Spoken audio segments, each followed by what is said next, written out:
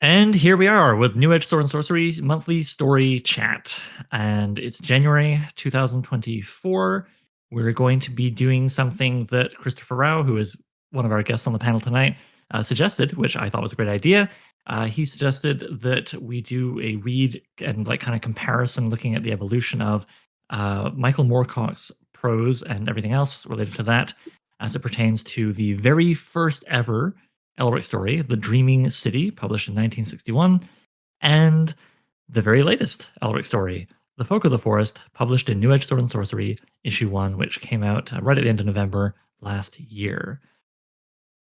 So I'm going to introduce the panel here. I guess we'll start there. So yes, as I mentioned, Christopher Rao is here. We also have Jay Wolf and Kevin Beckett, our marvelous social media maven and usually the technical guy behind this, and he is again tonight, are all joining us on stage. Starting with Kevin, then Jay, then Christopher. If you could each give us a short intro for anybody who, this might be their first recording.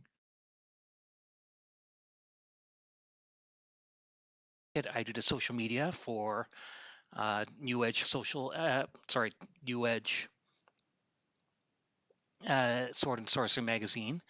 And what we are just doing is doing this roundtable. You can also find me editing the email newsletter, Just the Axe Ma'am, which covers new and notable sword and sorcery. And yeah, like most people, I got a couple short stories published here and there. Awesome. Jay. Oh, sorry. I anticipated you a little off. No worries. I'm Jay Wolf, editor and creative bon vivant here. Oh geez. I do submissions for Uncanny Magazine, so if you have sent a slush submission there's like a 1 in 20 chance I looked at it. In any case, I am also a fiction writer under the nom de guerre M. Daniel McDowell. And Christopher. Well, since Kevin said he's currently Kevin Beckett, I like that angle, and I'm going to go with I'm currently Christopher Rowe. I am a Kentucky-based science fiction and fantasy writer. I've got about a quarter of a century's experience publishing science fiction and fantasy short stories and novels, and I'm interested in sword and sorcery as a reader and a writer. All right, cheers. Before we get into the conversation, I'm just going to mention a fact I neglected to a moment ago, which is, published, The Dreaming City was published in 1961, but specifically it was published in Science Fantasy, issue number 47, volume 16, along with a few other stories by the likes of John Rackham, John Clifax, W.T. Webb, and Sam Moskowitz. There's a little opening bit that I'm going to read before I toss it out to the panel to get your thoughts and feelings to open this discussion up, which I really loved. Just above the title of The Dreaming City by Michael Moorcock, we have a little italicized blurb from the editor, presumably, which reads as follows. This is the first of a new series of stories by a new author to our pages. Unlike many central characters, Elric is puny on his own, but as a wanderer in another place and time, he has the power of sorcery to boost his strength. I don't know, I got a kick out of that. And I think, Christopher, this was your idea, so I'm going to let you open with just sort of some initial thoughts that hit you when you were doing your comparative reading. The first thing I noticed when I reread both of these just this afternoon, in fact, and I am astonished, Oliver, at your paltry 1 page of notes compared to my 4. But very tiny handwriting. Very impressively tiny. The thing that I really enjoyed going into The Dreaming City was this just soup of proper nouns. In the first 4 pages, we have 12 place names, half of which are real place names, and 7 character names, plus a nickname for one of the places, Imrir, The Dreaming City itself. And that is a technique. That is an interesting technique. It is a pulp technique to lend verisimilitude and throw characters into action. But the introductions to both of these stories start with something similar in that they start with a summation. They start with summations of where we are and when we are, and of a past and of a potential future. And it is interesting to me in stories over 60 years apart that the writer, that Michael Moorcock, used this kind of similar device. And I'm going to talk about similarities and significant differences between the ways that these stories were written all evening. But it pleased me that kind of like rich soup, rich texture supplied by proper nouns was present in both of them, and I find that true to be, that's true of much of Moorcock's work. It's true of a lot of fantasy work, but I find it particularly effective here. Okay, I'm going to abuse my power as moderator, and I'm going to give one of the first things I noticed that delighted me before I kick it over to Kevin and Jay. One of the first things I noticed that delighted me in reading this original edition of the story was that the story takes place on Earth, which, unless I'm having a real brain moment, later, it's not Earth. It's not the far, far, far past or potentially far, far, far future as it's given to us in the opening paragraph. Right, because that's the option. You can, if you are a dour person, you look at it as the future, and if you're a hopeful person, you look at it as the past or something. Yeah, exactly. If you think of the dreadful past the earth is known, if you be hopeful or brood upon the future. Why not brood? It's an Elric story. Yeah, You've already got brood in the first paragraph. Yeah, I really like that, and partly because I just I read the first thing of Elric I read that was sort of not just, I think it was a short story in the Singing Citadel collection, but after that I went straight to Elric of Melniboné, where I'm fairly confident it is not established that we're on some far distant version of Earth. It's its own world, and certainly as the world evolved, definitely it's not Earth, just because of the geography and everything else going on.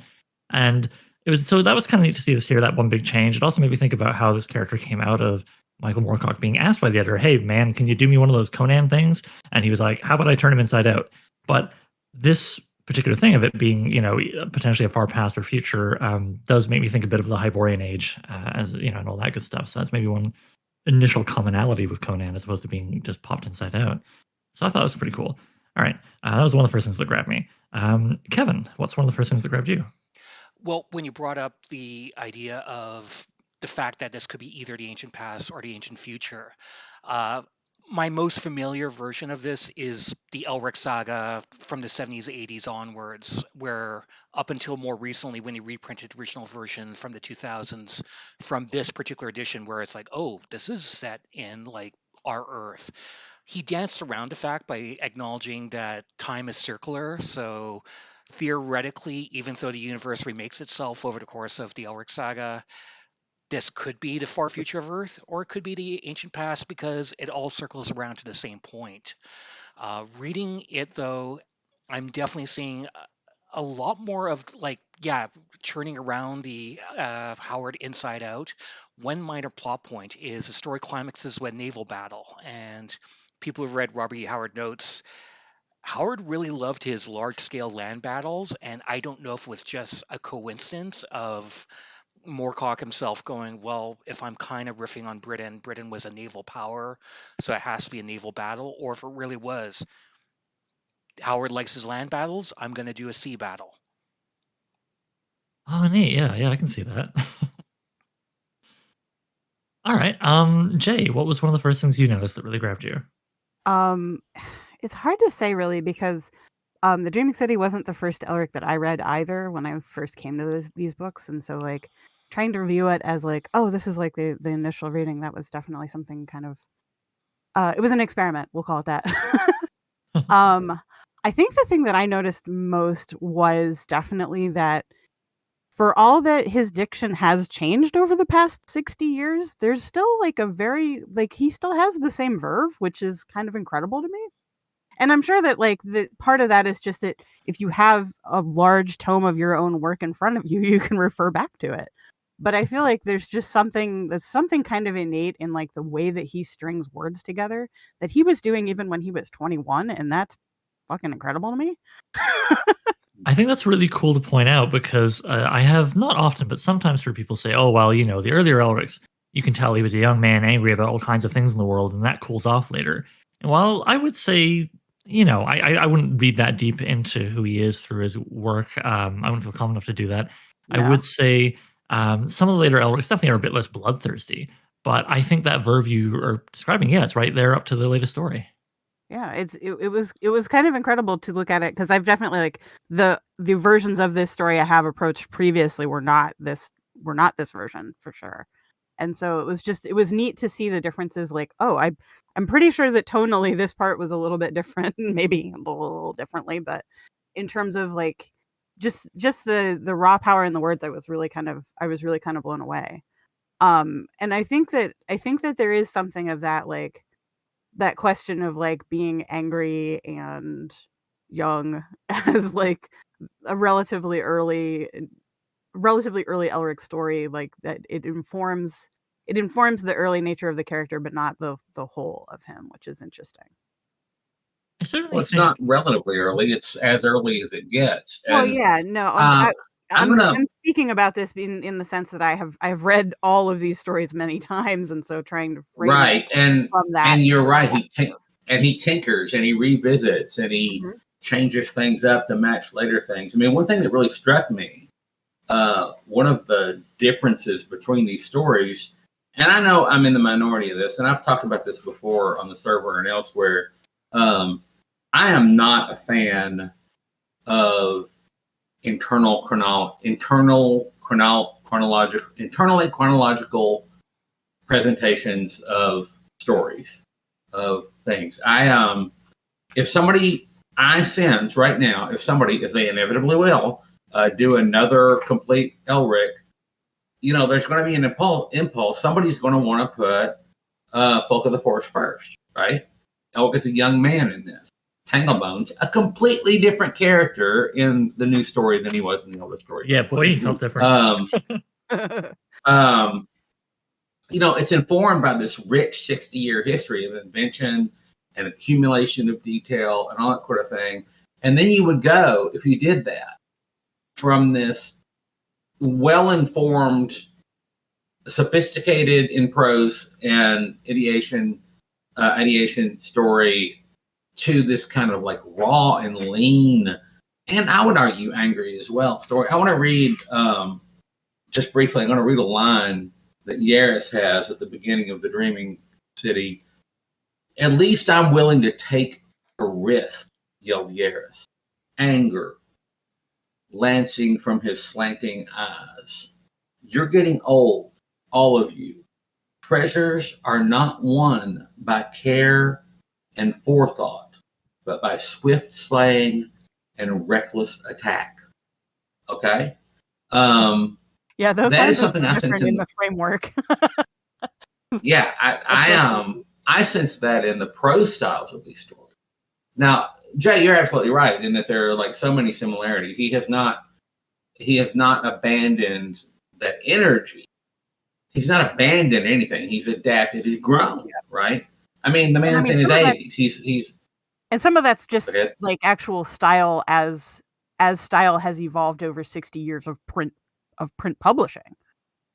Hmm. And that's interesting. As an aside, on stylist fashion. But one thing I noticed in the new one was his use of exclamation points, Mhm. which is a pulp conceit. It long predates Elric. Seeing a lot of exclamation points is something you would expect in the 20s and 30s. He did not use it in those first 6 or 8 Elric stories in in the 60s. And now he seems to have adopted or adapted it from somewhere. He's not adopting it or adapting it from contemporary science fiction or fantasy because it is not fashionable to use a lot of exclamation points. And that really interests me. I mean, it interests me as a term of art, as craft. It really surprised me, and I didn't quite land anywhere on what I think of it, but I did find it interesting. That's a good point, Christopher. Yeah, no, absolutely. There's this one sentence near the end there where there's like three consecutive ones. Um, and I'm here for it, to be honest. It worked for me. Yeah. Okay. So where do we want to take this from here? Because I feel like there's so many directions. Shall we just focus on the Dreaming City at first, and then go to Folk of the Forest, or do we want to keep bouncing back and forth as we compare different aspects? What do you think, Hmm. Kevin?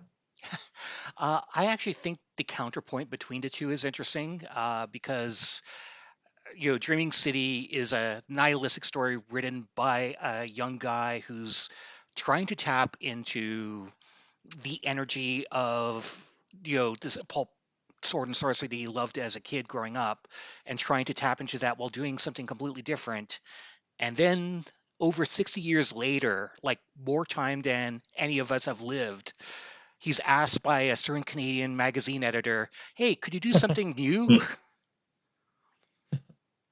Yeah, just something. I mean, I've said this before in a lot of podcasts and stuff, but like when I approached Mike, I was like, "Hey, do you want to do this new story, something sword and sorcery about this length, about this schedule?" And he, sort of checked with me on the schedule because he was trying to finish his last book that came out. And then when I made it clear we could accommodate him, he just was like, "Yeah, all right." And it wasn't for several months. It wasn't until I thought it was later. I checked my emails before we started recording. It turns out I thought it was until June, but I guess my brain stretched time because it was actually early March, right after the crowdfund had succeeded, and thank God, because writing Michael Moorcock to say that the crowdfund failed, oh well, see you later, would have been the worst experience of my publishing career.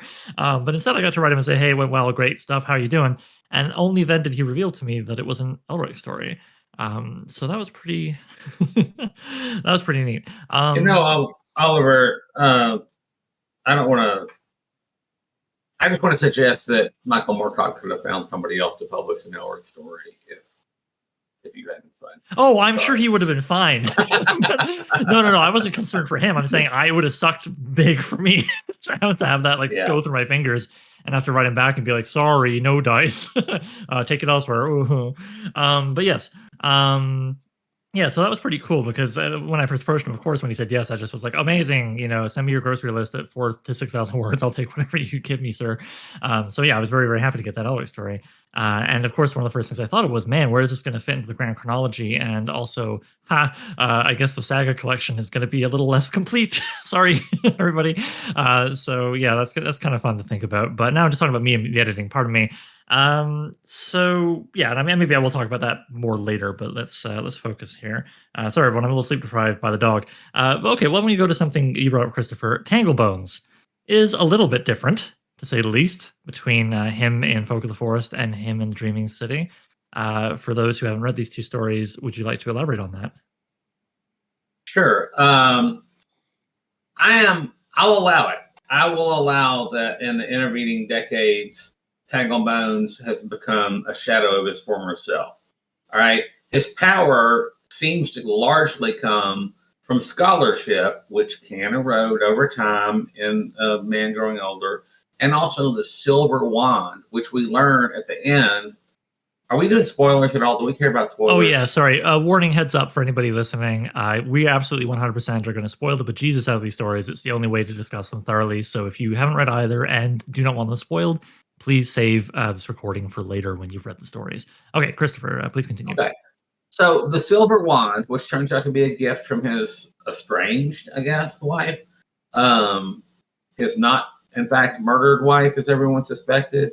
Tanglebones is a powerful sorcerer and teacher, and in the Dreaming City, he is a kind of battered and worn down servant who doesn't do that great a job at anything he is asked to do. He gets Elric into the palace. He misses his bow shot when he's trying to take out the eunuch archer. He then runs, which, as Elric says, is the right thing to do. And then when he's trying to get Cimarol to where Elric wants her to be, he gets tracked and taken out by a raccoon and dies. He dies off stage, right? Elric sees him. "You're bleeding out, friend. God love you. Ariok love you. I'm out of here." Right? That is Tanglebones in the first story. In this new story, he has a completely different vibe. I mean, his characterization is different. He's still subservient, I guess, but he also has power. He has power. He's a tutelary figure. He is the one that is shown.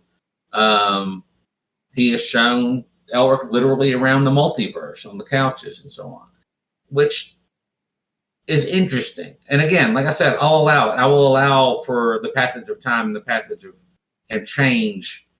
As people get older, reading them right after one another, as I did this afternoon. I mean, I read them, together a couple of weeks ago too, but reading them right after one another together, that was really a striking thing. But what it also suggests is the significant characterization shifts in Elric himself. Okay?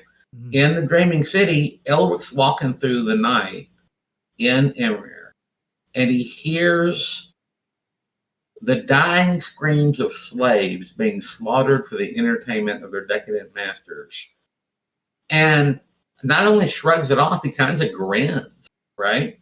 But again, all out because he's much older. He has changed from this kind of youthful, more idealistic Elric of Folk of the Forest.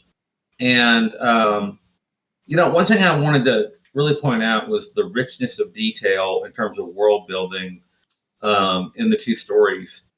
This story was written, Folk of the Forest was written with the benefit of hang on a second. What's going on? Can you guys still hear me? Yep, can hear you fine. Yeah. Okay. This story was written with the benefit of 60 years of intervening development. And you can tell that. You can tell Folk of the Forest has had so much more thought behind it, so much more invention behind it, more much ideation behind it, more much imaginative work behind it. I mean, there's nothing about the couches or the silver roads or the not much about the multiverse in that early story. And I'll go ahead and say right now, I prefer the early one. I like that action and energy and verve and raw sword thrust as opposed to a somewhat more introspective and definitely more fantastical story in Folk of the Forest. I think I kind of wandered off Tanglebones there. Sorry. That's all right. We were talking about basically, can we buy? Not that I think having it connect to the Dreaming City was probably high on Mike's priority when he wrote it, but the can we buy that Tanglebones connect, as he's presented in Folk of the Forest would evolve into Tanglebones as he is in the Dreaming City. This reminded me of what I was looking through my emails for earlier. I couldn't find it, so forgive me if I'm paraphrasing a little bit here. But I do remember at one point in our conversations about the story, Mike said to me, he's like, look, I've written Elric just a little bit, just a little bit. So now when I come back to Elric and his world, I like to try and find a secondary character and flesh them out. So plainly that's what he was doing with Tanglebones, given that the story is as much about him in some ways and certainly has more reveals about him than Elric, who I very much enjoy the way he's characterized in this as sort of a more thoughtful youth that we can see potentially becoming the guy from the Dreaming City, being a little more towards the side of being okay with the sounds of torture and digging them, as opposed to here where he says, he's asked about one of the wee folk there about, he said, you speak of you as if you do not share their appetites, meaning the other Melnibinians. And Elric just sort of says, not entirely. And whereas like in the Dreaming City, it sort of implies the description that he's not quite like the other he's not like the other girls. He's not like the other I can't speak tonight. Sorry, Melnibinians, but he seems a bit more in sync with their cruelty. And so, yeah, again, even though I didn't get the impression that Michael Moorcock was too concerned with this perfectly aligning with the Dreaming City, I think it works for me. I can buy that Tanglebones perhaps gets worn down and ground down by the intervening years, not only perhaps forgetting some of his scholarship or what have you, but it's mentioned in the Folk of the Forest that the only reason Sadric really tolerates him is because Sadric's dead wife liked Tanglebones, not because Sadric likes Tanglebones. And so you can see that sort of, pass, as it were, eroding over time, and Tanglebones perhaps being treated more and more poorly and having fewer and fewer resources at the court, leading to him becoming something of an unconfident, more sniveling figure that we see in the Dreaming City. Oh, that was actually one of the passages that I put a little post-it note flag on, actually, because I really loved it. I thought it was such a good piece of character work in literally a single line. I'm coming at this from kind of the opposite end, I actually really liked the way that the Folk of the Forest used Tanglebones specifically as a way to look at Elric from the perspective of someone who has known him for a long time and is much older than him. And that to me was one of the things I think I found the most striking about that story, is how much of it really is, whether it's inside of Elric's mind or inside of Tanglebones' mind, the switch off between that is Probably a little bit more frequent than I would normally tolerate in a story, but because of the kind of dreaming nature of most Elric stories, that is one of those things that you just sort of learn to roll with. But yeah, I actually really enjoyed looking inside of that character, specifically from the vantage point that we have, because there is so much other material to draw from. Pulling a character that doesn't have a ton of fleshing out or a ton of background for that really actually worked very well for me.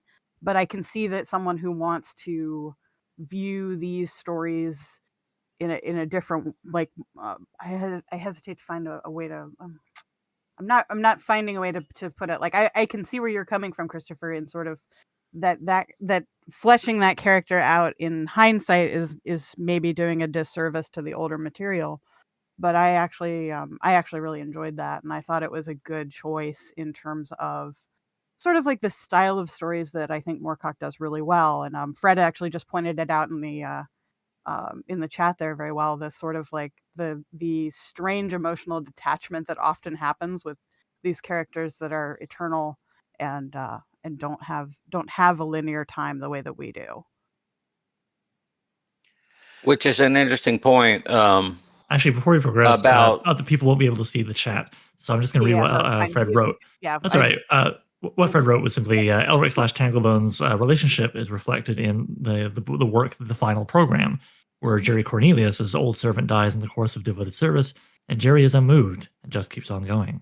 All right, sorry. Go ahead, Christopher.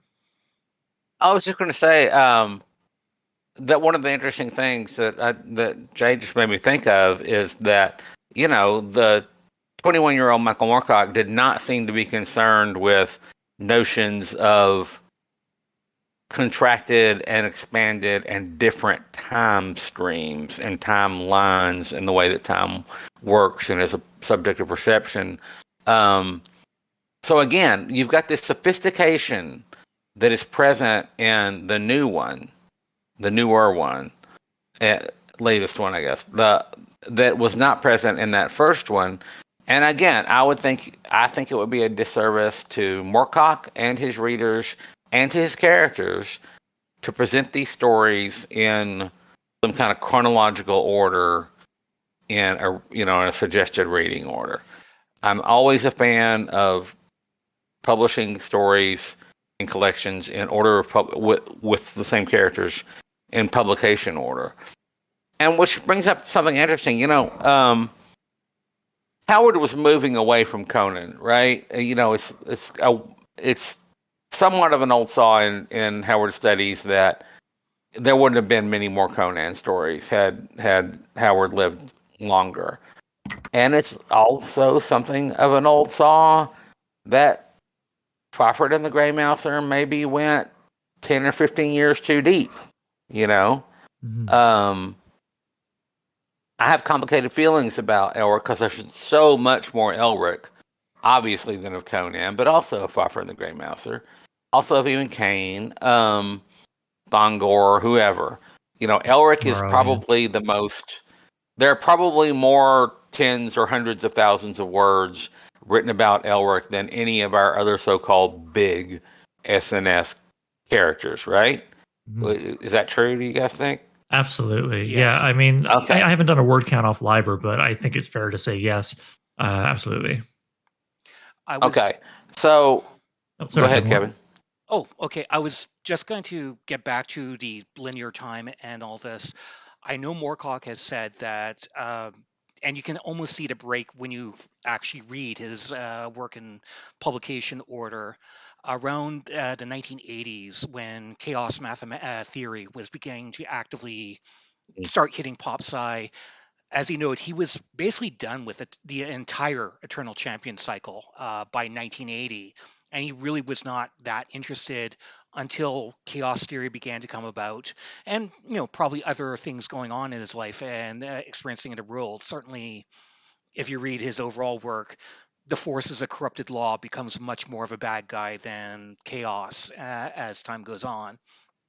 But this is the huge expanse of time, and that would explain why he's a lot more comfortable with this much more non-linear. And I have no idea how he feels about Folk of the Forest being chronologically the first to read internally, it certainly, as someone who read all the Elric saga, then reads this hits differently than if it was, the intended order of chronologically. Because if we read it this way, there's this story, which is like Elric at his most naive and idealistic. That's, if you don't know this going in, you're just reading, you're like, okay, well, it's kind of fine, it's trippy. And then as the story goes on, it's heartbreaking as we see him just get worse and worse and worse until he's essentially only able to redeem himself in the very last book, Stormbringer. While, you know, if we just go by order of writing, it's this is heartbreaking in a different way because, obviously at this point in life, any new Elric story is frankly a rarity to be celebrated because we never know how many more there will be. And, maybe because of the context of it appearing in New Edge, where Moorcock was thinking about new readers, but this feels like almost, yeah, a gateway drug for, readers now to like, oh, I've heard about Elric and try it. But for those of us familiar, it really feels in some ways like if this is the last story, it's a very sweet way to end the last ever Elric story that he would write. Yeah, I I really like agree that a with you. lot, Kevin, as a thought. In general, I think I really agree with that, and especially because I feel like this story hits all of the notes of something that I would expect out of any given Elric story, even though a lot of the elements that we are familiar with in an Elric story are not present because of how young he is in this particular tale. I feel like there's still like moments that hit all of the notes that I would expect, and some of them are done in a way that I would think of lightly as sort of like a cheeky inversion of some of the things that we would see later on in especially I think with the various points where Ariok is invoked in this one and so on. Just sort of it felt I'm trying to think, like, it felt comfortable, I guess is the word I'm looking for. Well, actually, I think that's really interesting, Jay. Do you mind digging a little deeper on what you mean about how there were moments that felt like cheeky inversions? Because I have some thoughts on that, but I want to hear yours first. Oh, I don't really wanna go into every single thought I have about that. But, just sort of like Give us one of the big the way ones. the ways in which he avoids all of this sort of like the ways that he sort of kind of cleverly dances around things that he would do with say like a more skilled companion if you had Moonglum on his hand instead of Tanglebones, those sort of things that I think of as like the buddy moments are very different coming from a sincerely older guy who is more of a mentor figure to him than like a contemporary. If if we can think of Moonglum as a contemporary, which I Mm. think, at least in sense of like their abilities in battle and so on, I think that they're contemporaries. Um, and so it was interesting to have him balancing off of a very different like companion character. Like the interactions were very different. The interactions with Ariok, I thought I was very tickled by the way that they were handled in this. I'm trying to think of any other like specific ones because just in general, it felt just like um, Well, certainly for oh, me, when I first got the story and I was like, "Oh, okay, it's younger Elric. Oh, I bet he didn't feel like putting Stormbringer in here because he's had Elric chop up a few people with Stormbringer and eat their souls, and it's, as a device, Stormbringer feels pretty done. I mean, not that you couldn't do anything with him complete. again, Yeah. not that but I just kind of felt like it was a way of getting around retreading that water, and then having Ariok show up and be like, "Can't help you, sorry." So yeah, in some ways it does feel in dialogue with Elric's history in the sense of like the expectations of us folk who've read most or all of the previous stories. And I look forward to hearing, I hope I hear from at some point from someone who read their first story in New Age Sword and Sorcery, first Elric with this one, Folk of the Forest, and then later they're like, man, he gets this sword, eh? It's fucking wild. Yes, exactly. I felt like there was in that regard, I felt like there was kind of something for a wide variety of readers. I hesitate to say every reader, but I feel like there was something for a lot of readers in that, because there were things that were done just sort of in unexpected ways, but in ways that fit the pattern of an Elric story. Well, here this brings me to something fun to throw at you all because, yeah, I did have the privilege of working with Mike on editing this thing, and so of course I and our excellent copy editor Jordan Douglas Smith, don't want to leave him out. He also made some very insightful suggestions. I made some edit suggestions to Mike, and which was intimidating, yes, of course. But he was a consummate pro and gentleman and sweetie about the whole thing. Um, yeah, most of the suggestions I made were basically the kinds of things that you could understandably encounter when you're in your 80s and you've been writing this character for 60 years. There were some base elements of Elric that were not presented in a way that I felt was entirely as clear as they could be for a brand new reader. So that was really most of my notes, which is sort of like, okay, let's make this part a little more friendly to new readers because it's hard to imagine, when you've been writing him for 60 years, but there's always going to be someone who's finding Elric for the first time, and it might be this story. So what we've read, in essence, are two stories that could very well serve as someone's first Elric. Let's say, Kevin, we'll start with you. How do you feel each story works? We don't have to say which one's better. We don't have to have a blood sport here, although you're welcome to give your preference. But which one do you say? How do you say each one works as an intro to Elric? I feel the Dreaming City works great as something that really taps into essentially the northern thing. People have talked about, like, obviously Stormbringer is a riff on Tyrfing from Norse mythology, and Moorcock has been very open about his admiration of Poul Anderson's The Broken Sword, which is very much a Viking fantasy.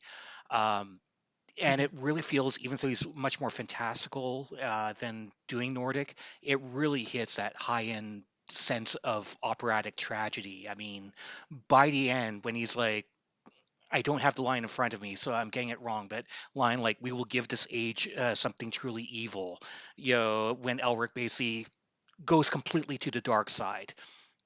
And, it works as a self-contained story that's really fantastical and really mind-blowing.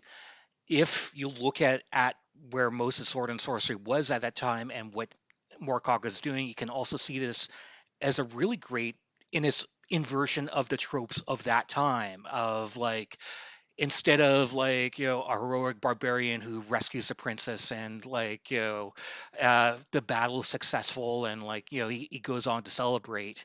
Instead, we have this, obviously albino over civilized emperor with like a cursed magic sword who goes to try to rescue the princess, fails so completely and utterly he kills her, and the battle is a complete failure. And instead of like a triumphant, well, let us celebrate, we have somebody succumbing to pure despair. That has a real impact when you realize what he's doing, where he's tapping into that energy and kind of brushing off all the heroic fantasy tropes that most of the other clonins, as people like to call them, were celebrating. While on the other hand, Folk of the Forest is also kind of, as Jace mentioned, really inverted a ton of tropes that we expect, like, where it does feel like instead of, actively, Elric does do like a gallant attempt at trying to commit violence to save people, and it doesn't really work. And at the end of the day, it really comes down to, instead of choosing sides and both being bad and Elric sort of like playing the two against the middle, instead what we have is a much more idealistic way of, you know what, it's two different societies, one very large, one very small, who can't understand each other. So from each other's perspective, they're enemies, but it is breaking down those lines of communication. I mean, for an Elric story, it's pretty damn Star Trek. Yeah, Yeah. good point. Yeah, that's a good point. I want to suggest that the newer story is much more fantastical and even fairy tale-ish than the first and the older story, and of much other Elric. I mean, you got fairies and giants, and that surprised me. I like that they both turn to somehow be related or appear to be related to Meldemoneans. I love the time distortion effects. I love that when the little fairy guy says, you fought this fight for 12 days, and which kind of undermines this. Well, it'd be kind of a facile Deus Ex Machina reading where, okay, Tanglebones X shows up and whacks some people with a wand and everything is saved, because they're saying the power for that came from Elric's immense combat. But from the giant's point of view, if I'm reading this correctly, his dying from being eaten alive from the masthead creature The Kranich. lasted like 4 seconds, right? From their point of view. As I'm reading the way that time is understood by each of those societies. Mhm. Yeah. Yeah, no, it's really fun. Yeah, it's much slower for the giants and much more ponderous for them, and then of course, yeah, much more fleeting for the little wee ones. Sorry, Kevin, go ahead. Oh, I was just gonna say, yeah, and I don't know how much of it was consciously on Mike's part about thinking. Like, I don't know how many conversations you had with them in terms of like where New Edge, what you wanted to accomplish with New Edge, in regards to sword and sorcery and what he thought about. But it does strike me that a lot of his inversions are in ways that are frankly, ways that we would like. I mean, we all love a good blood pumping sword fight, to the very end, as we like with the Dreaming City. But the very fact that this is much more, there are no real bad guys, there are no, there are misunderstandings, and that eventually things will work out. I liked that it was a situation of incompatibilities, Yeah. like Mhm. fundamental incompatibilities. That was In that way, something I thought was really striking. in that way, it makes me think a little bit of Le Guin, who tends to Yes, focus more very on much culture so. shock and similar rather than bloodbaths, etc. Here's a question. At a rough count, what is the body count in the Dreaming City, and what is the body count in Folk of the Forest? Well, Folk of the Forest is easy, 0, unless I'm Right. woefully forgetting something. No, I Then, agree with you 100%, and it's thousands and thousands in yeah, it's the Dreaming untold. Uncountable City, in right? Dreaming Yeah, City. yeah. Like, I don't know how many Melnibonéans were supposedly, on in the Dragon Caves and in the Navy waiting to pounce on the back end there, versus how many people in the city were enslaved or murdered. But it just sort Well, of casually. there were 500 ships in the fleet, and one of them survived in the Right. attacking fleet. Exactly. Oh yes, pardon me. So yes, the humans who died as well. I don't know why I was fixated There on was the Melnibonéans. 30 barges in Nibene, but I don't remember the scale of them. There was like 11 or 12 dragons, Yeah. each one with its own rider. Yeah, but certainly a good chunk of the people were wiped out. Yeah, it's hard to say, but I get your point, Christopher. Yeah, it's absolutely the casualties of a small war versus a misunderstanding where nobody, to my memory, perishes. And it's One of the definitely. things God. No, go ahead, Jay. One of the things that I thought was interesting about the way that the new story frames the old story is that I think it makes the older story even more tragic, which was something I was sort of surprised at in my kind of flipping between the two of them after I had read them in the prescribed order.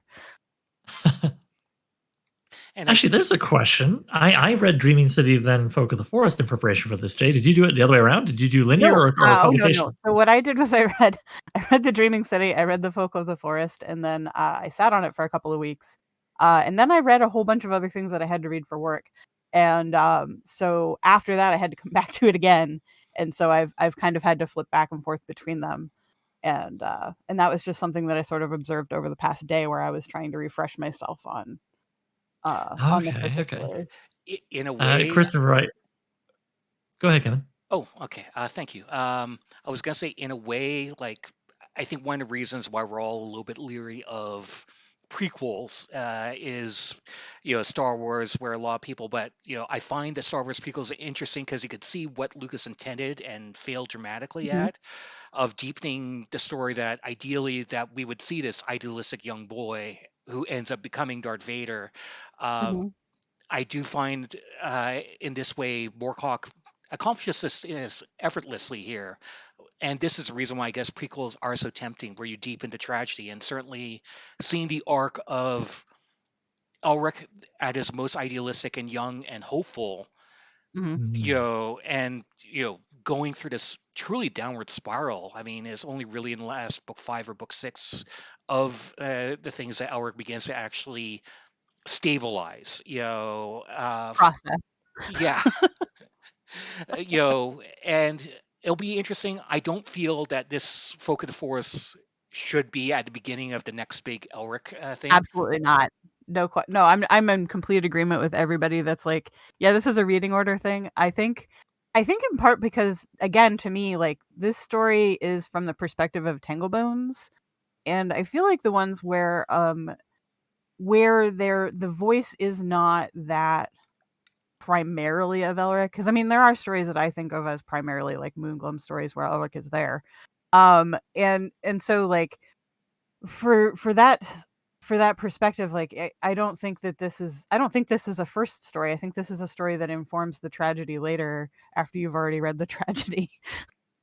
I Yeah. agree. It really feels to me like a beautiful epilogue to the whole thing, which Yeah. is why, like, I completely also agree, Kevin, that should this wind up being the last one, and we had no idea. I have no insight into that, listener. It would work. I think it would work very well. And if I were to be put in charge by some fluke of fate of the ultimate final collection of Elric, I would put it at the very end. I think as a gentle coda to the whole thing, because you can totally read this as your first Elric story. I genuinely believe like it works quite well that way. Although it would seem very odd to those of us who've read it before, the other stuff. But I think it really works best when it's in dialogue with its own work. And actually, that brings me back to a question I wanted to mention earlier. Kevin, you did a lovely job of pointing out a lot of what the Dreaming City is in dialogue with, Poul Anderson, the Northern thing, and of course we all know Conan. Do you feel, folks, that the Folk of the Forest was almost exclusively in dialogue with the long publication history of Elric, or did you feel you saw anything else in there? Christopher, you've been quiet for a minute. Why don't you give us your thoughts on that first? I was eating chocolate. Oh, Yeah, I'm not sure I would put it last, because it's quite different than much of the corpus, right? It is gentler, to use your word, Oliver. And the Elric saga is not a gentle saga. I'm not sure it would be fair to sign off with something that is kind of charming. This is Folk of the Forest is a charming story, and Elric is not a charming person. Elric is a sad, mad, murderous bastard. And I don't know the Whitefriar books, Frederick. Sorry. Those are the Listeners new who don't ones, know right? Sorry, Christopher, can I interrupt you for just a moment? Listener, Sure. someone in the chat here just asked, it says it continues themes from the Whitefire books. Fred, are you referring to what I think of as the Dream Thief trilogy, where we get to meet Elric's counterpart in Nazi Germany and all that good stuff? I think I could be wrong. I think he's actually referring to the current autobiographical trilogy that Moorcock is doing. Oh, I'm being a big dummy. Jesus, yes, I know what you mean. Sorry, I'm so locked into Elric, I wasn't thinking else. Right, he's written some other characters and books. Just a few. A few. Fred, yeah, Just a exactly. few. Fred is in the chat confirming that yes, the latter. He's referring to what Kevin correctly identified. Pardon me. I have a thought later about the Dream Thief trilogy in this story, but anyway, back to you, Christopher. I don't know how I would. I mean, my impulse is always to order to order of publication. I think it's more fair to readers, writers, and the characters even. However, in this case, I'm a little flummoxed. I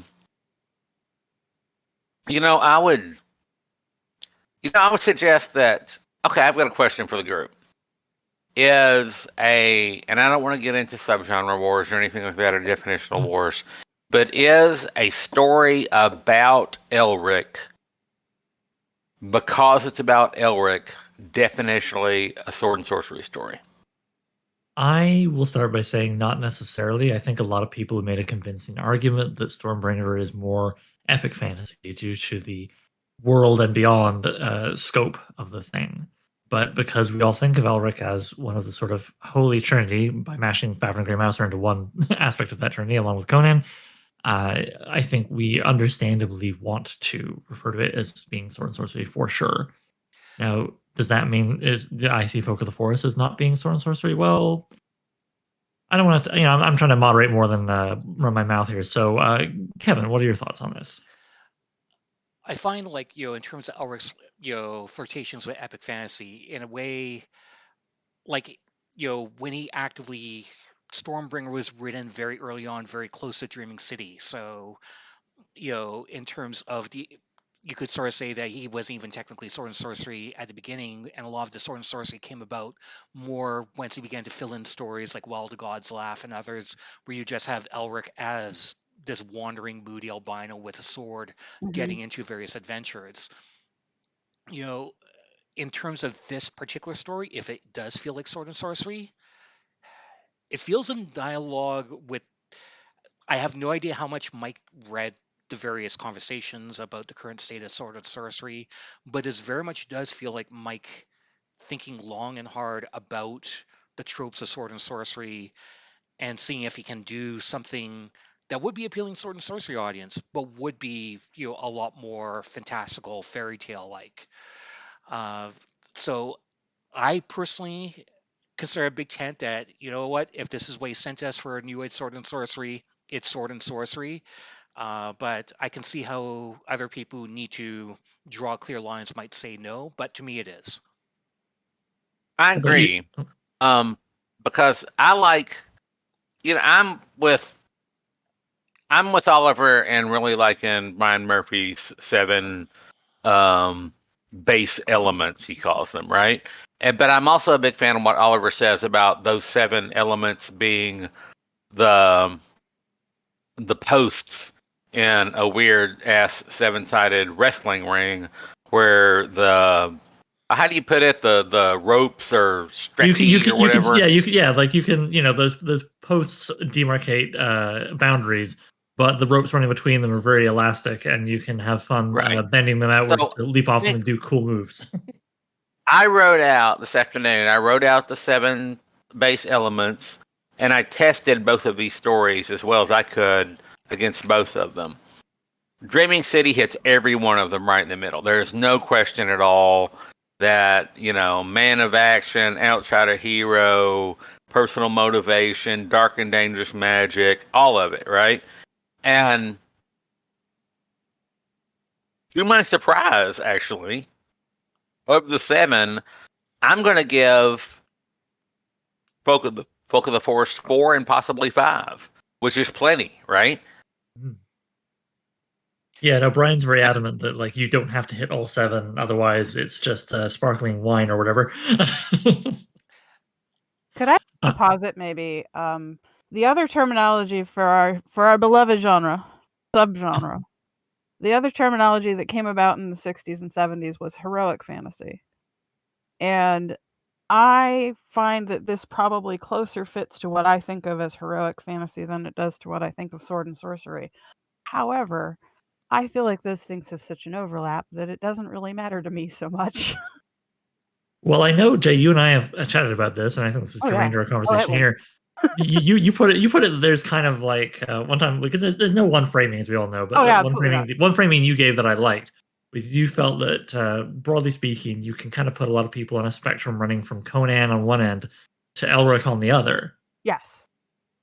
Now, this may sound asinine given that this is an Elric story.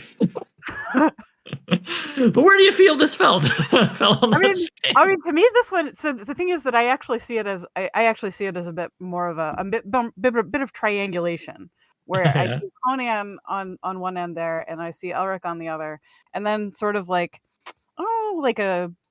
call it some sort of a triangulation, where we get the first wave grimdark stuff. So stuff like Glenn Cook, which I've enthused at length to Oliver about. But in terms of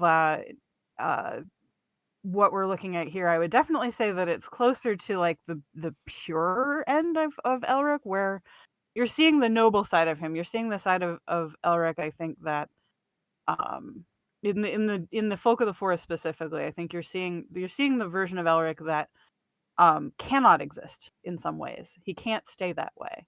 But seeing him that way gives you a framework for the rest of him, and that's powerful stuff. As Fred mentioned in the chat just now, I've always felt sword and sorcery plus epic fantasy equals heroic fantasy, and that's basically where I'm at there. I think that there are a lot of elements of Elric that tip into what could potentially be considered epic fantasy, although I don't always agree with the seven signposts.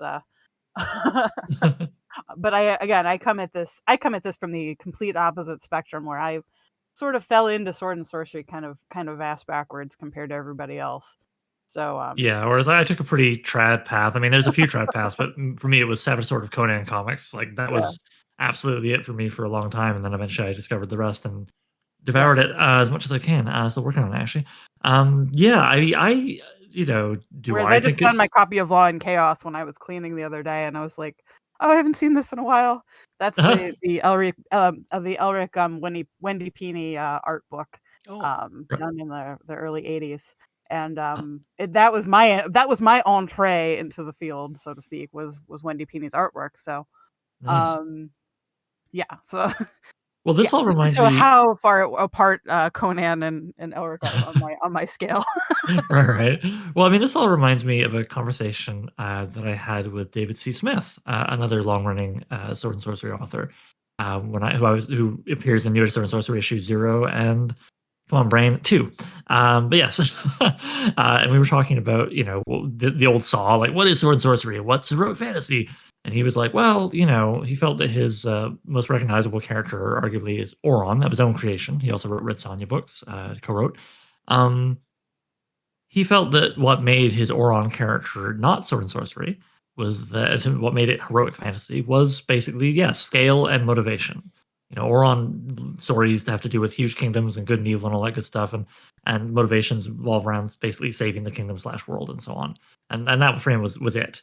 So in this story, well, the scale is very flexible. It's kind of funny, actually, considering we have the small to large Melniboneans and their cousins. It's story. Incredibly literal, yeah. And the resolution is to make everybody approximately the same size. Yes. I just love it. I thought it was so genius. It's absolutely one of the classic, genius by way of elegance and simplicity. Just make everyone literally have the same perspective. Just like, oh, okay. So, all right. At the end, the ship of the sea people, the former giants, sails off to go back home. Mm. The winged people, there's no resolution there, is there? The city is just now full size. The last we see of the city is a steel portcullis and Tangle Bones and his estranged wife walking out of it. Am I correct in that? I think so. I have it in my head that the city vanishes, but maybe I'm just adding that in my imagination. Gosh, I thought that too, but so I went back and read those last 2 pages like 3 times, and there's nothing that says. It does say there's a description of the city as luminous, which I can kind of halfway see is wavering in and out of existence, but that is not actually what luminous means. So I don't know. Yeah, the silver wand was gone. I'm just looking at my copy right now. Luminous meant to be liminal, perhaps? I'm not sure. That's interesting. That's an interesting observation. I certainly internalized it as just that it was shimmering in a light and glowing kind of way, but I don't know that I took it further than that, because I was pretty engrossed in the rest of the details going forward after that. Yeah, the emotional hit of the reveal with Tanglebone's wife. It pulls you away. I was like, I'm good. I'm blissed out. I don't care about, like, I assume I have no desire to write Mike and be like, well, hey, what the fuck? Where was this city in all the other stories in the timeline? Why weren't there 2 cities on the limit? Yeah, like on Imrir. So Fred has just made an interesting point in the chat, and it's something that I want to talk about. Is it weird that Melnibone ruled an empire but missed these other people on their own island? Well, there's 2 things there. One, we don't know how long they've been there. They don't know how long they've been there. The giants think they've been there about a year. Hmm. The little people think that they've been there at least 100 years, but there's also a mention of thousands of years. There's also a thing where early on where Moorcock uses the words millions of years to describe when the Melniboneans came to this island, right? Millions of years. Now, we're already on the tail end of 10,000 years. So I'm trying to figure out what's going on with some of these details about, okay, you're in a powerful kingdom, admittedly a decadent and declining kingdom that's down to one city, but people are pretty old. There's a deep history, and you can get lost less than a day's horse ride out of town. Okay? Now, my feeling is that if this was something that a student handed me that I would make notes on and ask questions about. However, this is not something a student gave me. This is something an acknowledged world master of fantasy gave me. So I'm wondering if there is something subtler going on with some absolute repetitions and at times contradictory details in the ways it's presented. And I want to know, if that is the case, what am I missing? What is going on with some of these details? Millions of years? That's not in the corpus before. There's never been any suggestion that Melniboneans have been there for millions of years until this story. I Well, feel like I'm even so I'm still like nowhere near other Moorcock scholars. I guess I'm the person who've probably read a lot of Moorcock almost exclusively at the expense of a lot of other sword and sorcery authors, but I always got the impression there is The Dragon and Sword, one of the last John Dacre Ericose novels. There's technically two, with two separate endings. That ends with essentially the elvish race that he encounters under a different name is in fact turns out to be the distant ancestors of what will become Melnibone, which might be what Moorcock's thinking about. Certainly, the other thing I'm thinking about is the fact that Moorcock is a huge fan of Mervyn Peake's Gormenghast novels, and Yes. Peake's Gormenghast is very much not a satire is probably too strong a word, but is very inspired by post-war Britain, where people are adhering to meaningless rituals and is very inward focused.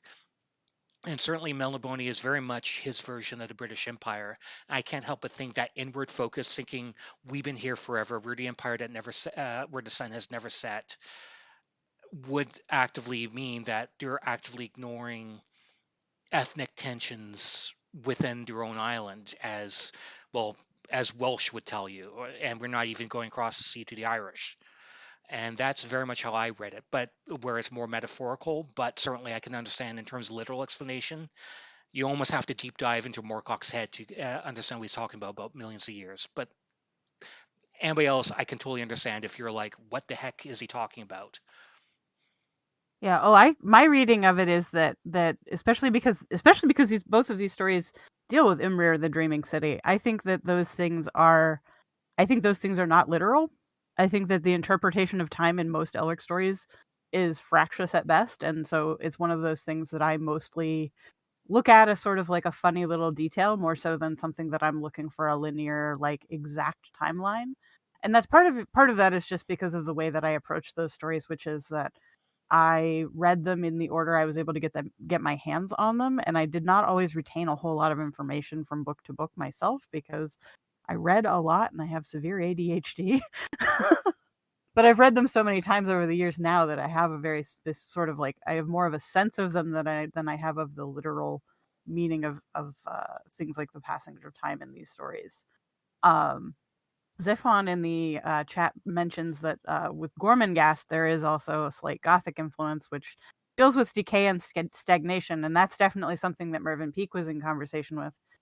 Mervyn Peake being a a person who was deeply affected by the Second World War, the whole of Gormenghast as a shape is pretty much one giant angry grief howl interpreted through a I would call it satirical series of novels that darkly discusses the decay of empire. And I think the decay of empire is the entire conversation with Elric. But I will spare you on that one. I just want to Because say this is how damn awesome Moorcock is about the fact, we are ranging everything from like hardcore containing nitpicks to talking about like Mervyn Peak and a lot of others. I just think it's just how titanic a figure Moorcock is that Peak. that he can be in conversation with those things. Yes. Yes. Simultaneously, he's in conversation with Conan, which Conan, I think, from the Howard perspective, is one thing, and then the Conan that like pop culture created is another creature entirely. Yep. And so like, I mean, he's in conversation with both of them, not always simultaneously, but yeah, then he's also in conversation with stuff like Gormenghast, which is sort of just mind blowing when you think about it. Just how and now his own he is. history. Yes, just how skillful he is with it. Oh God, yes. And it makes me think of something like this is just a thought exercise because there's no way to make it happen. But there's a part of me that wishes I could temporarily, memory erase and read The Dreaming City as like, oh, this hot new guy, Michael Moorcock, with this new Elric person, because how do you read? Especially once you've read a whole bunch of his stuff and participated in a lot of the conversations that happen online Sure. with his work. Maybe you've even done, the thing of going a little extra and reading some of his essays. Like, how do you read Folk of the Forest, certainly the latest one, without having your take on the story be affected by your relationship to your perception of Michael Moorcock and those of us who've been lucky enough to chat with him a little bit, their relationship with Michael, because certainly when I got the draft, my perspective was unique and fairly unique in the sense of, I'm thinking, oh boy, I can't story and I hope it's really good and I have faith in Mike, but some authors get really big and later in life and they kind of get high on their own supply and their stuff deteriorates, but I got to tell you, like I said, the edits I had to give were very minor and largely just about making it a little more friendly for new readers, covering up some things that were completely understandable for someone who's written the character so long to not explain in as much detail. So not he's as sharp as he ever was. Let me tell you, even on the first draft. But also just the fact that I had been emailing with him and discovered that I was lucky enough to have a 10 out of 10 would meet your hero again experience. At least he's human and he has faults, as do we all, I'm sure. But in my experience with him, he was just an incredibly humble and charming and lovely man. Also an old British man, which my parents are British and my family old going back are British. So I was sort of preset to love him a little more because of that. We ended up talking about cats. I got to send a cat picture to Michael Moorcock. He loves Siamese. And this may sound like I've gone on a rant, but no, actually, because what I'm trying to give you here is some of the framework for how when I read this the first time, when I printed it out, took it to a place up on Bloor Street in Toronto, sat with a pint. I couldn't think of any other way. Another thing I wanted to drink while I was reading this draft. And just sat down and was like, holy shit, I'm reading a first draft of the new Elric story by Michael Moorcock. My perspective of it was so specific and warped by my where I was standing, by my point of view. It was so unlike someone picking up Dreaming City in 1961 and being like, let's see what this thing is. And so I guess what I would like to put to you three on the panel here, starting with, let's say you, Jay. How do you feel that your personal relationship to, your take on Michael through his work and interviews and letters and so on shaped your reading of the Folk of the Forest and perhaps maybe your forgiveness for things like the little details about the millions of years being mentioned? Well, I mean, for one thing, for me, again, I've kind of said this a couple times in this conversation so far, but for me, reading the story and having the bulk of the action coming through a perspective that is that of a mentor looking at a young Elric and not necessarily knowing what all tragedy is going to befall him. To me, like that was kind of inescapable, like that perspective of him where it's not so much that like he has ownership or mentorship of his own character, but we all kind of feel possessive of our people. And Mhm. so that came through to me in that story in ways that I don't think it necessarily has come through in others. I didn't but I didn't feel like that protectiveness or that age, that kind of favorable distance. I don't think it was negative in any way. Like to me that was like part of the joy of reading the story. So I don't know that I couldn't really part my view of it like, ah, yes, Michael Moorcock coming back to this character who's kind of defined significant portions of his career, although like not the whole thing by a long shot.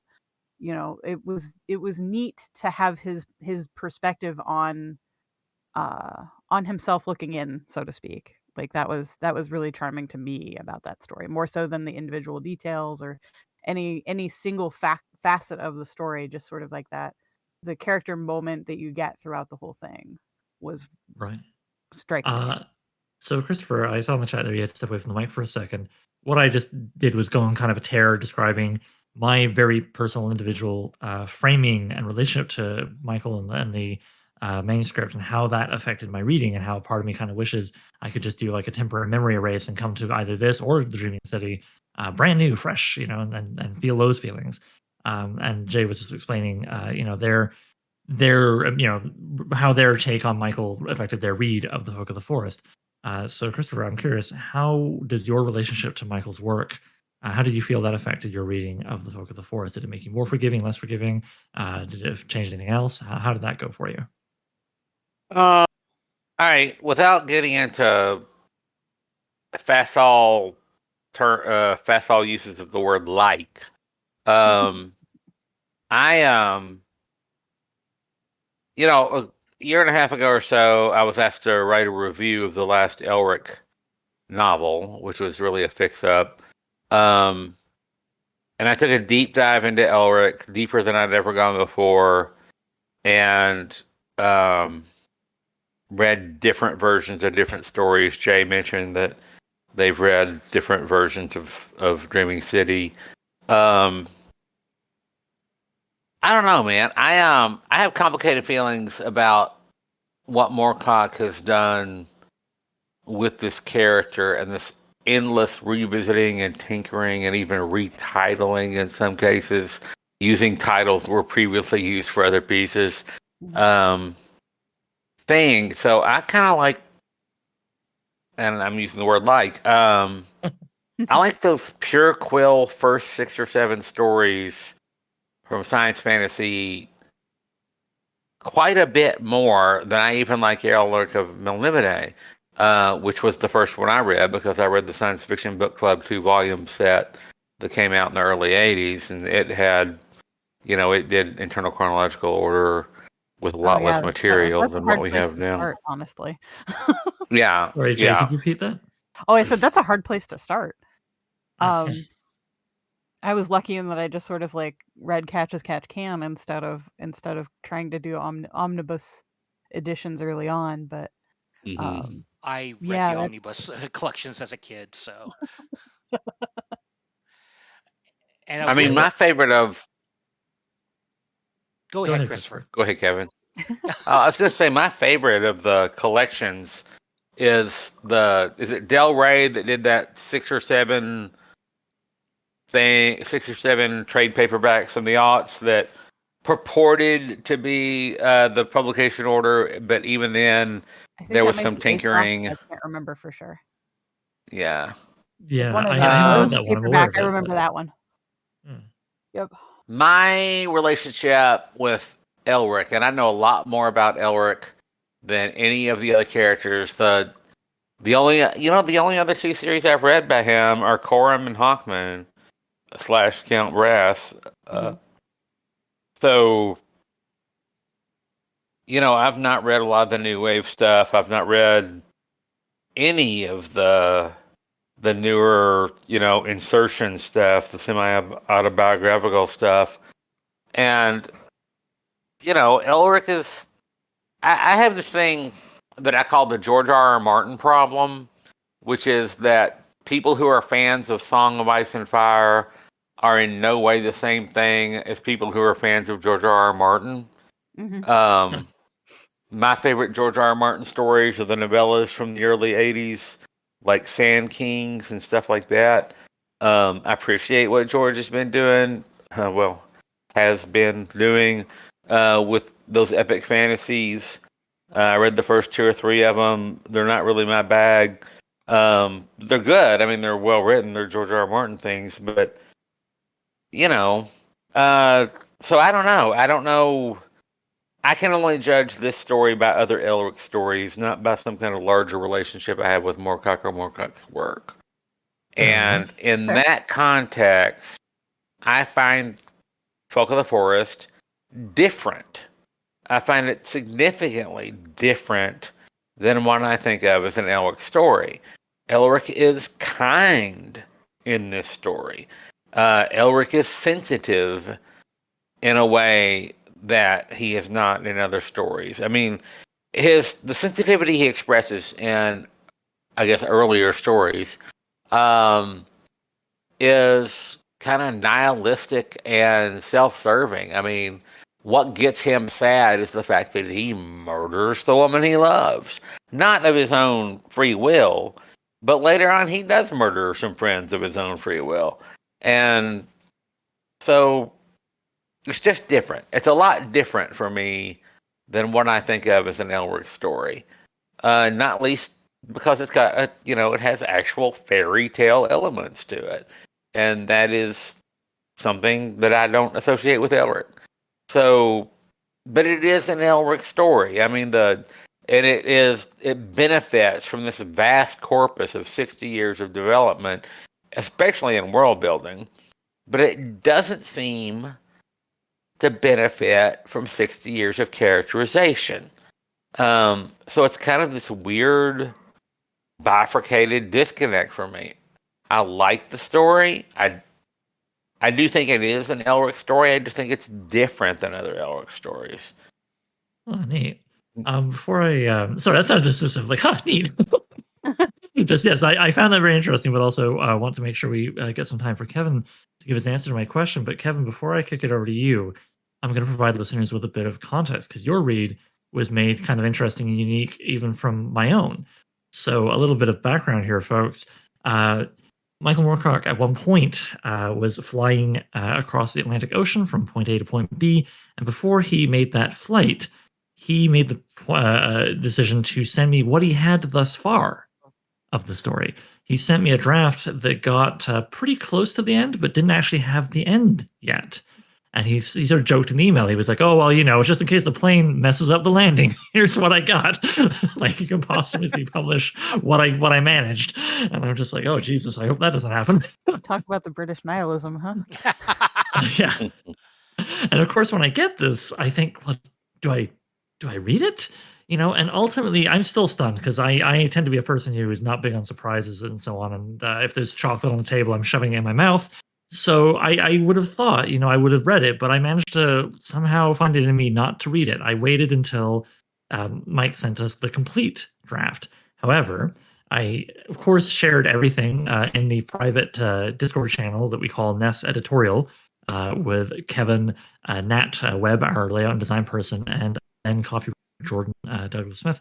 I said, "Hey guys, this happened," and they were like, "Can we read it?" And I was like, "Sure. I mean, I don't see any reason why not, but just heads up, the ending's not there." And they were like, "We don't care, man. Let us read the new Warcock. Oh my god!" So I sent it to all of them, and they all had their thoughts and feelings that I asked them not to share with me beyond, "Does it work?" And they were like, "Yeah, it's good. Just needs an ending." So that was kind of interesting. So I just wanted to lay that background for you, listener, because, like as I say, Kevin had a different reading experience from me on top of his own personal perspective as a Moorcock and Elric fan. So, Kevin, with that little bit of preamble, could you please share with us how your relationship to Moorcock, Elric, and all that good stuff shaped your read of the story?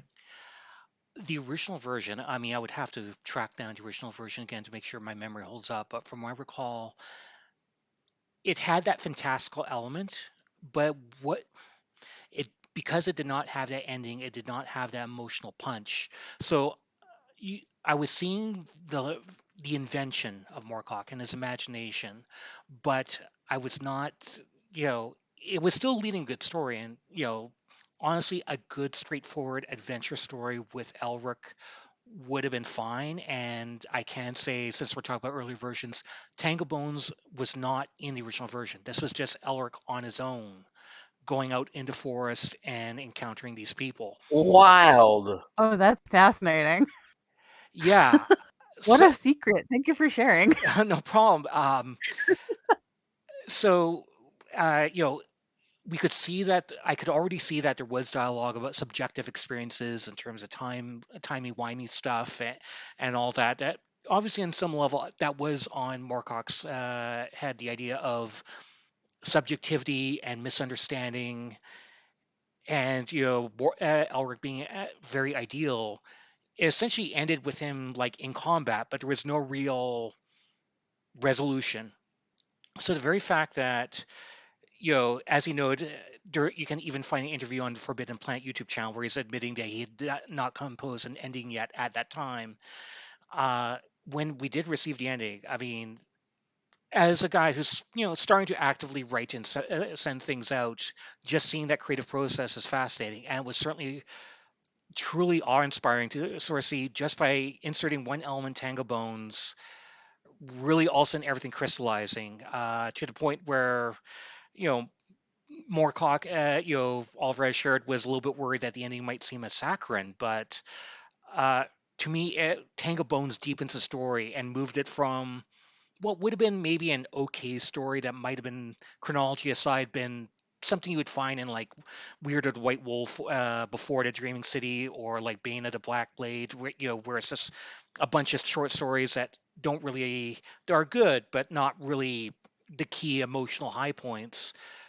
Tango Right. Bones turns it into an emotional high point for me. It suddenly pushed it up to that Dreaming City level, just in terms of, yes, you can see the points from this naive, idealistic boy, and yeah, there's a little bit of metaphysical thing of the fact that Tango Bones and his wife, who has the infamous JC initials that Jerry Cornelius has, uh, actively I like speaking that. lovingly towards Elric. It's the reason why it feels like it's working on multiple levels here. It's working as a deep humanization of Tango Bones to make his later appearance internally in the Dreaming City more tragic.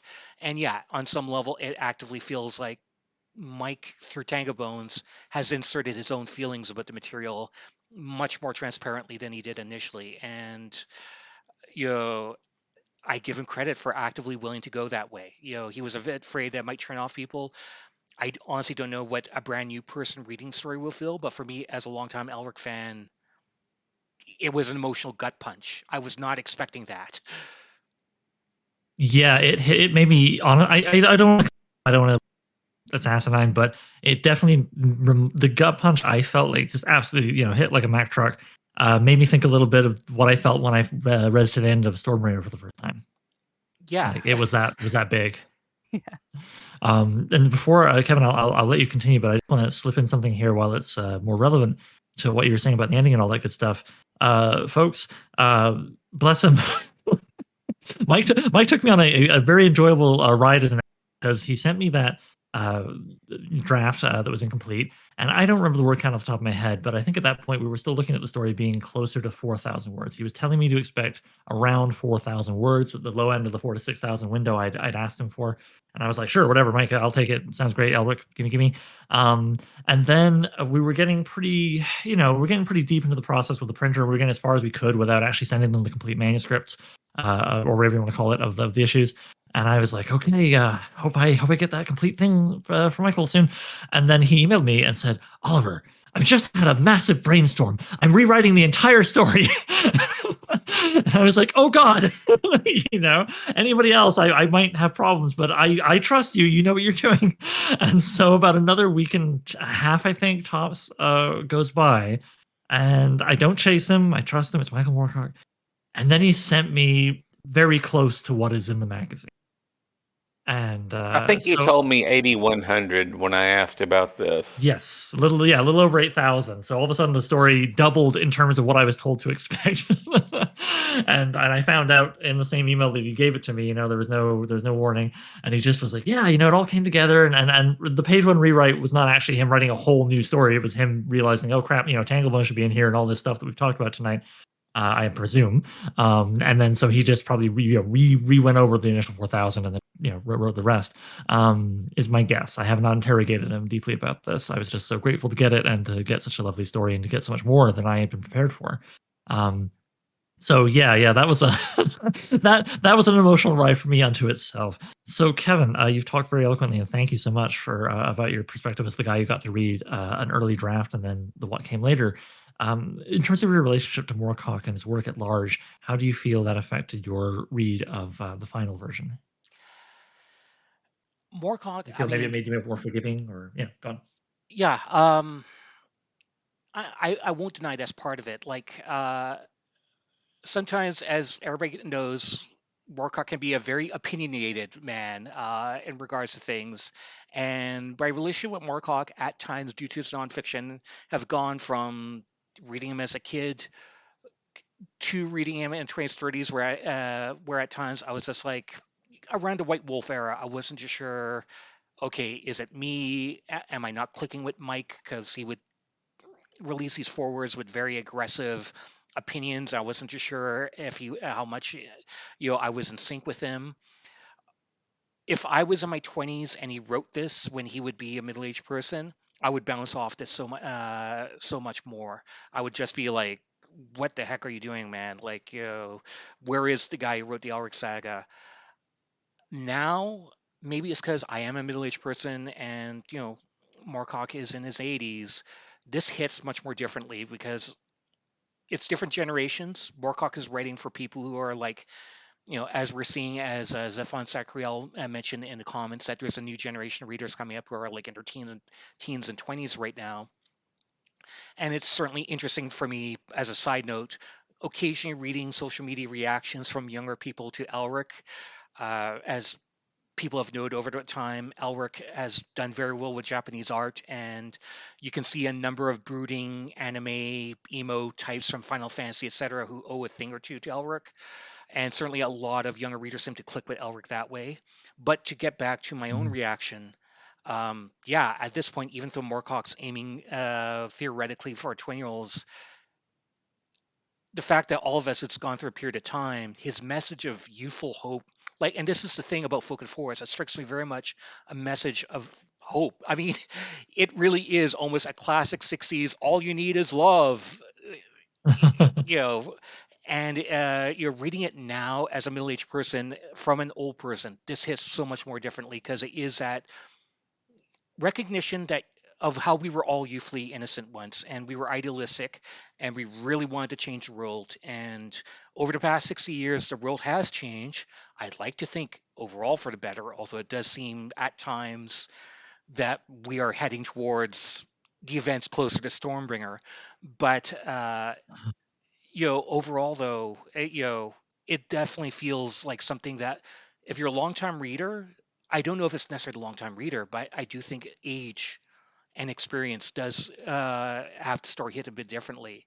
And unfortunately, I guess we won't know till like a 20-year-old reads Folk of the Forest for the first time and never read any other Elric what their reaction will be. But for myself, it definitely very much hits far more for me now as a middle-aged person than as a young man. Well, and I love I that, would right? Because suggest that Michael Moorcock did never wrote an "All You Need Is Love" story in the '60s. That is true. I mean, and that's one thing I've come to love about Moorcock is he is a contrarian, not mindlessly so, but the fact is he's always been iconoclastic with his opinions, and Yeah. he's never really changed those opinions. And I do appreciate the fact that at a time when it seems like a lot of other people his age are disappointing us, the fact that he still remains like very young and vibrant creatively, you know, and sorry, I just saw in the comments Stefan Sakrel saying, I do want to point out the younger generation of readers, at least from what I've seen, aren't too keen on grimdark or nihilistic stories.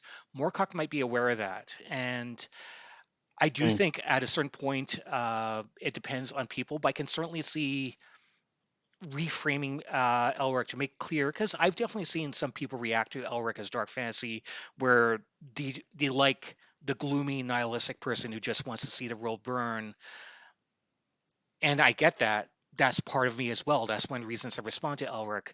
But I can also understand at some point now in this day and age, when there's been a lot of characters who are that nihilistic, um, reframing it to and deepening Elric as more as like going, you only become a nihilist after you've had your ideals completely disappoint you. And that certainly, if you look at the arc of Elric, in terms of internally, chronologically, that's very much what happens here. And I think even showing even beyond the well-meaning but kind of, shall we say, centrist Democrat of an emperor, he is an Elric Melniboné.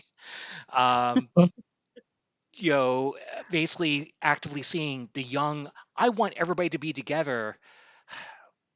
This is where the actual contrast with his 60 years of work is, where, as Christopher notes, if Moorcock's never written an All You Need Is Love story, well, he's writing it now because he knows All You Need to Love hits differently than if he had said it when he was younger. Mm-hmm. I think that's a very fair Mm-hmm. assessment. I agree. Yeah. With all the wisdom and experience of being, God damn it, 83, I believe he is now. He just turned I 84 might be off. last month. Yeah, Okay. December 18th. Yeah. Yeah, there we go. Pardon me, 84. Yeah, like that point of view, where he stands now, yeah, does give it so much more weight.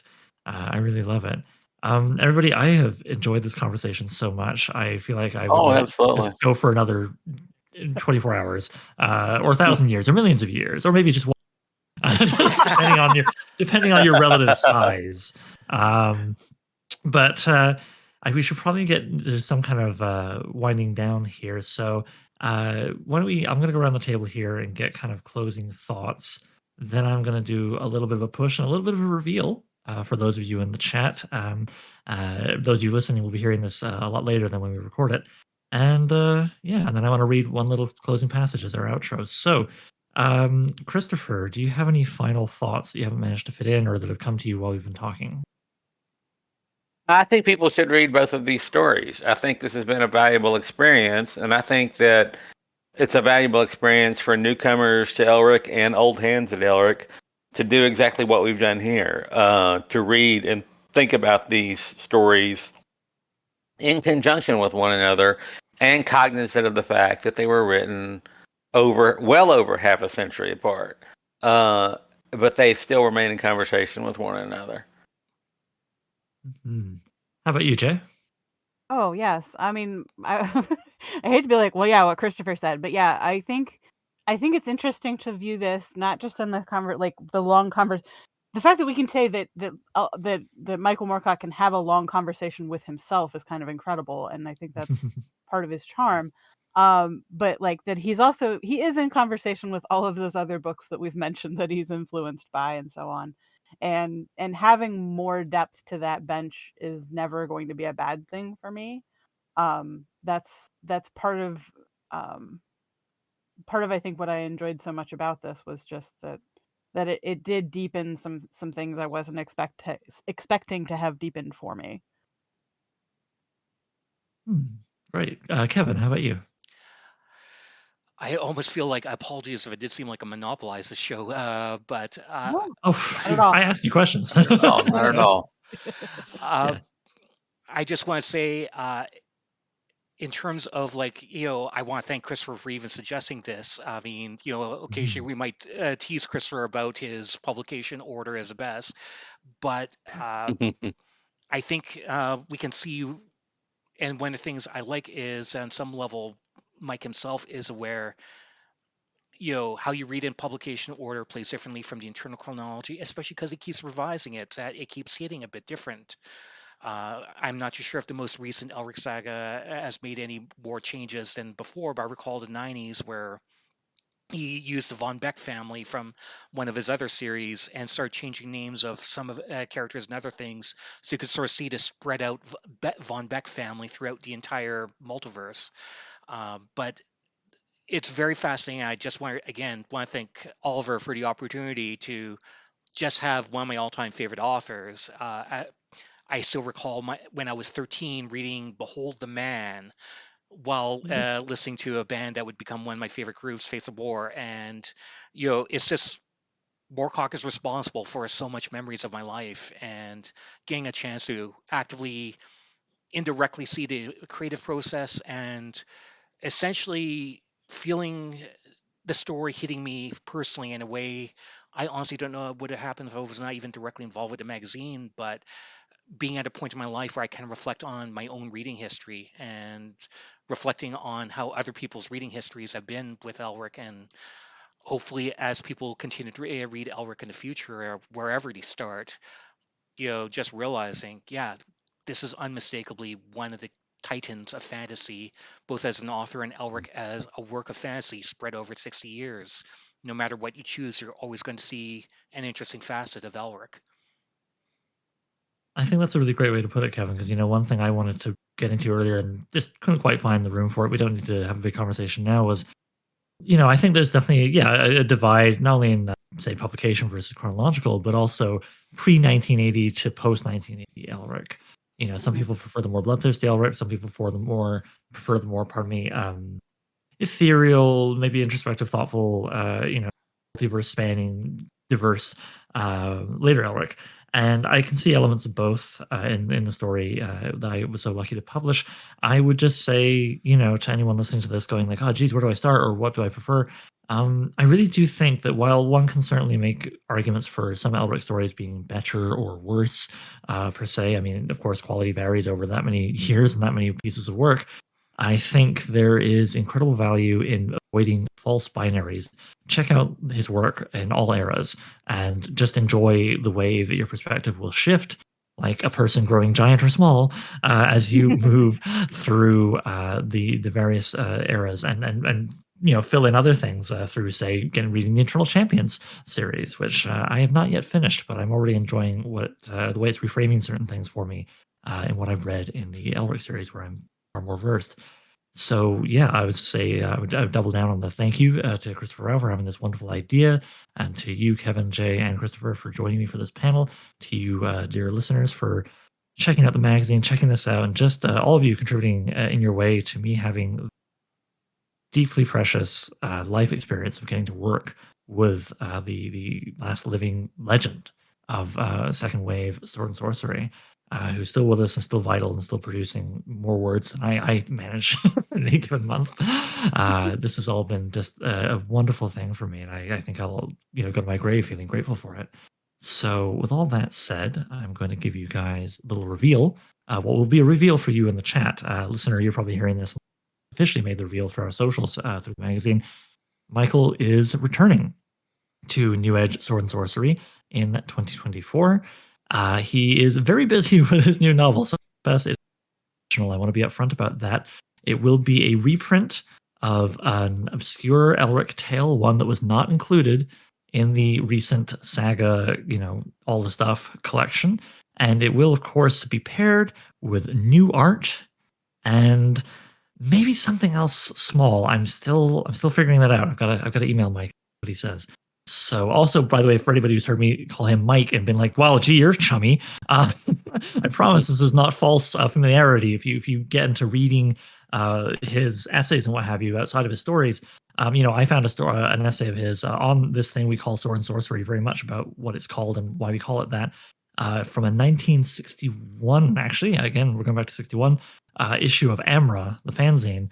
And at the end of his interesting little essay on the whole thing, he signs it Mike. It's just how he signs his emails. And it felt weird and disrespectful, like calling somebody else's parent by their first name in our initial emails. But eventually I just, it just changed in my head. And now I've had a few funny moments online where I'll be like, oh, yeah, Mike this. And they're like, Mike?